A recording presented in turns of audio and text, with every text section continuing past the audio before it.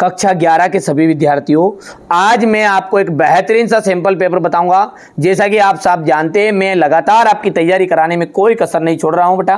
Chemistry का ये paper है, लेकिन डंके की चोट पर कह दूं 50 नंबर आपको वार्षिक परीक्षा में दिलाएगा यही प्रश्न पत्र। बहुत ही रिसर्च के बाद आपको बता रहा हूं ये मैं पेपर। चलिए तो देर किस बात की है, फटाफट से शुरू करते हैं। एक आदर्श गैस के समतापी प्रसार में डेल ई इक्वल होता है 0। फ्रीडल क्राफ्ट अभिक्रिया में उत्प्रेरक प्रयुक्त होता है। तो फ्रीडल क्राफ्ट अभिक्रिया जो है ना, उसमें उत्प्रेरक जो है ना, निर्जल एल्यूमिनियम क्लोराइड का प्रयोग किया जाता है। 10 ग्राम मोल जल होता है, 180 ग्राम। अत्यधिक विद्युत ऋणी तत्व के आखिरी कक्ष में इलेक्ट्रॉनिक संरचना है NH2NP5। NTP पर 0.1 मोल गैस का आयतन होगा 22.4। आधुनिक आवर्त सारणी में कितने वर्ग होते हैं? 18 वर्ग होते हैं। कितने वर्ग? 18 वर्ग। यहाँ से आप देख सकते हैं choose of the correct option रहेगा ये आपका। ठीक है बेटा, आगे बढ़ते हैं। ये रहेगा क्वेश्चन नंबर 3 आपके लिए। थोड़ा सा छोटा कर देते हैं आपके लिए। ये यहाँ तक हो गया है इतना। तत्वों के रासायनिक गुण उनके परमाणु संरचना पर निर्भर करते हैं। तो यहाँ पर लिख देते हैं परमाणु की संरचना। डी ब्लॉक के तत्व संक्रमण तत्व कहलाते हैं। दहन उष्मा का मान सदैव, दहन उष्मा का जो मान होता है ना, वो सदैव ऋणात्मक होता है।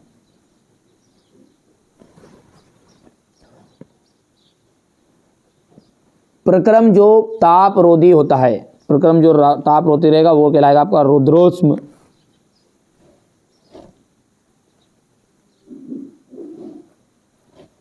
रुद्रोष्म। यौगिक तत्व में तत्वों का सरलतम अनुपात मूलानुपाती सूत्र कहलाता है। तो सरलतम आ जाएगा इसका। आगे पेपर क्रोमेटोग्राफी नियम पर आधारित है। तो वितरण नियम पर।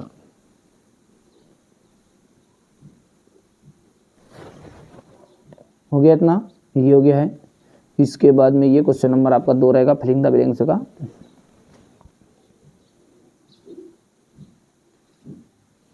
हो गया भैया।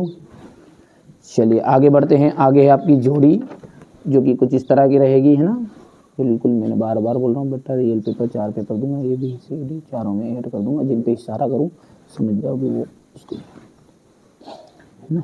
चलो, तो ये है जोड़ी में। पहला है आपका BeCl2 की संरचना। BeCl2 की जो संरचना है वो आपकी हो जाएगी रेखिक NH3 संरचना। ठीक है, NH3 की संरचना। तो ये जाएगा त्रिकोणीय।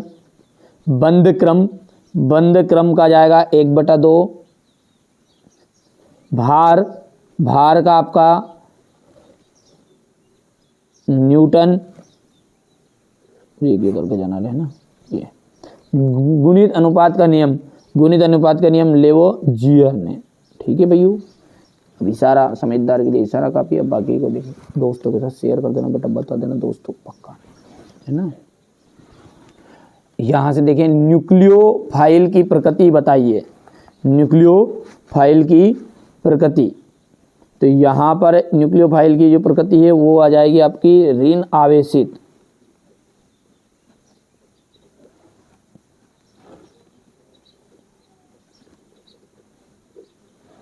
ठीक है, शुद्ध जल में हाइड्रोजन आयन की सांद्रता का मान कितना है? तो 1×10⁻⁻7। सोडियम क्लोराइड में किस प्रकार का बंध पाया जाता है? आयनिक बंध।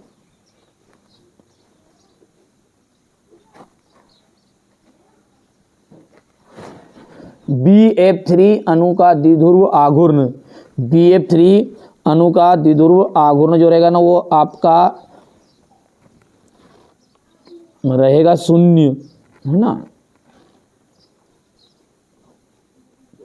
और एल्किल हैलाइड सोडियम से एल्केन बनाने के लिए प्रयुक्त अभिक्रिया का जो नाम है, ये करके जाना बेटा ना, एल्किल हैलाइड में सोडियम से एल्केन बनाने के लिए प्रयुक्त अभिक्रिया का जो नाम है वो है वुड्स अभिक्रिया।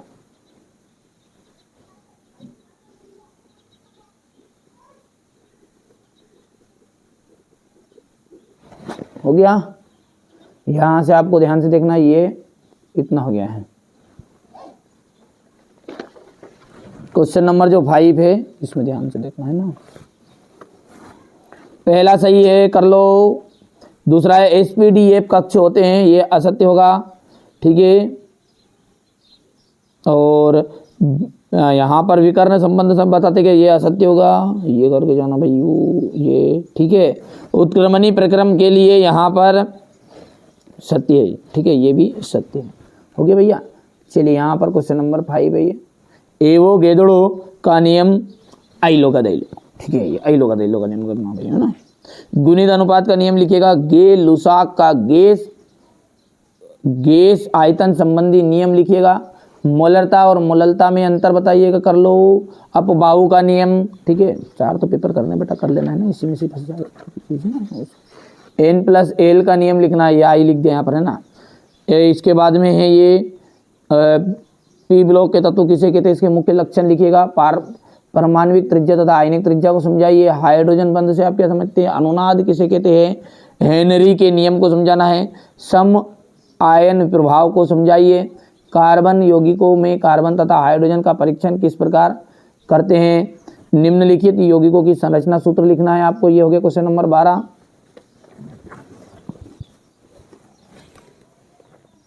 समजाति श्रेणी किसे कहते हैं, इसकी विशेषताएं बताइए। प्रेरणिक प्रभाव किसे कहते हैं, इसके क्या उपयोग है। लवण सेतु क्या इसके कार्य। विद्युत रासायनिक सेल की परिभाषा तथा डेनियल की रासायनिक अभिक्रिया दर्शाइए। विद्युत रासायनिक श्रेणी के प्रमुख उपयोग लिखिए। डेनियल सेल का नामांकित चित्र बनाकर संक्षिप्त वर्णन करना है। प्रेरणिक प्रभाव तथा इलेक्ट्रोमेरिक प्रभाव में अंतर। पेपर क्रोमैटोग्राफी का सिद्धांतों को समझाना है आपको। क्वेश्चन नंबर 16 गया ये। क्वेश्चन नंबर 17 है बेंजीन से प्राप्त क्लोरोबेंजीन हो जाएगा।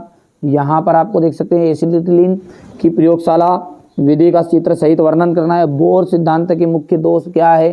कक्ष और कक्षक में अंतर लिखिएगा। डी ब्रोगली की संकल्पना लिखिएगा। क्वांटम संख्या क्या है, ये हो गया। स्थिर दाब पर सिद्ध कीजिए कि, ये यहाँ से आपको ध्यान से देखना है बेटा है ना, ठीक है, नीचे वाला कर देना। चलिए तो ये बेटा मैंने आपको जो पेपर बताए 4 पेपर बताऊंगा, चारों पेपर मैंने बोल दिया, ये सारे में समझ जाया करो, ठीक है। आप यदि कमेंट रहेगा तो कुछ एक आधा वीडियो निकाल देंगे बीचों बीच, तो चैनल में सब्सक्राइब करके रखना, नोटिफिकेशन ऑन